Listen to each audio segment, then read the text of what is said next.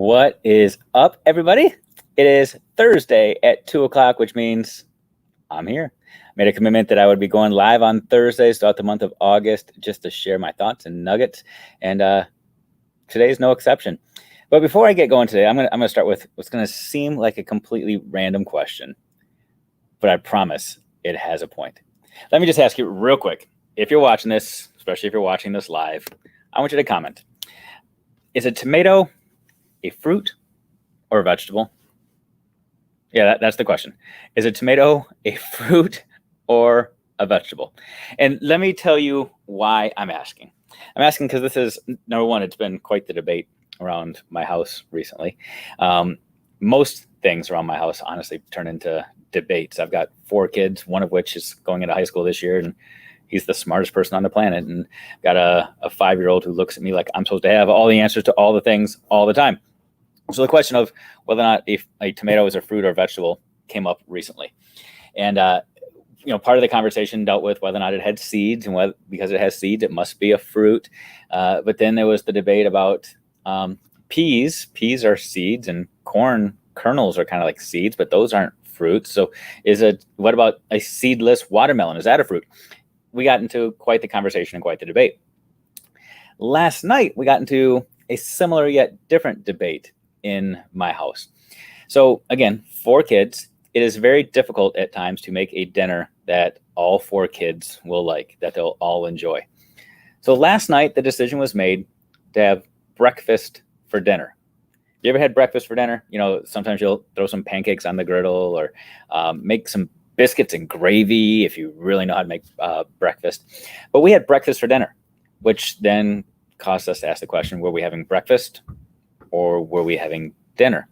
Because at the time of day, it was technically dinner, but we were eating what people traditionally consider breakfast food at breakfast. So was it breakfast or was it dinner? Or if you're down in the South, is it supper or dinner?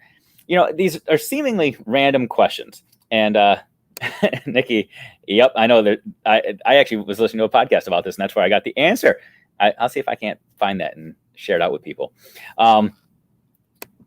Interestingly enough, the debate about whether or not tomatoes are fruits or veggies, whether or not eating pancakes or biscuits and gravy or even an omelet in the evening, whether or not that's breakfast or whether or not that's dinner, is an interesting conversation. Actually, in my house, we even have a conversation.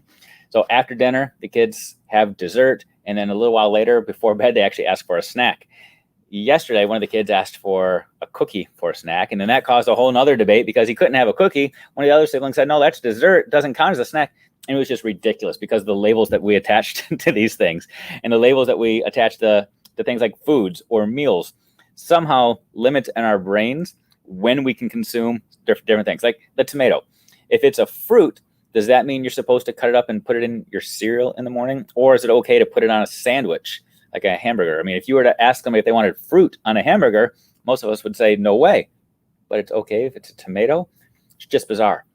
So I'm telling you all of this because as human beings, we do tend to throw labels on everything. It's just the way that we're wired a lot.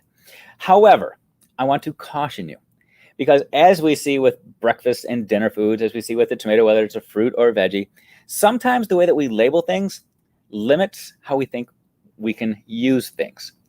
Now, this is something I've been saying a lot this summer, and some of you have heard me say this ad nauseum. But I'm going to caution you as you go into this next school year to be very careful on how you limit things in your classroom. Specifically today, I'm talking about your assessments in your classroom.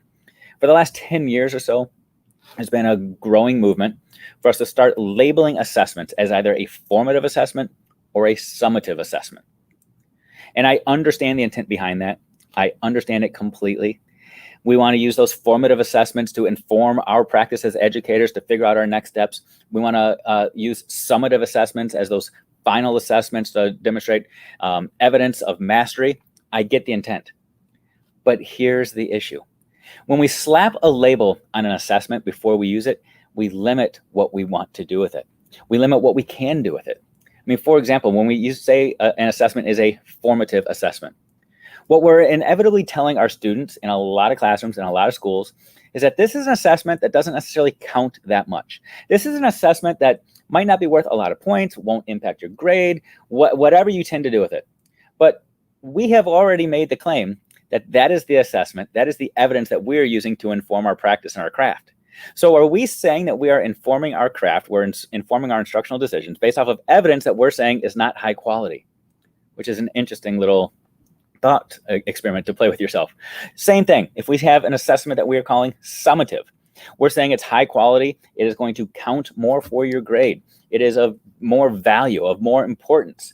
But because it comes at the end, are we saying that we can no longer use that to inform our practice and to create our next steps? I'm going to challenge you to start treating your assessments like a tomato. Treat it like a fruit and a vegetable. Treat it formatively and summatively. Don't let the label that you put on it restrict how you can use it. Instead of using the words formative and summative assessments as adjectives, start using them as adverbs. Describe how you use it.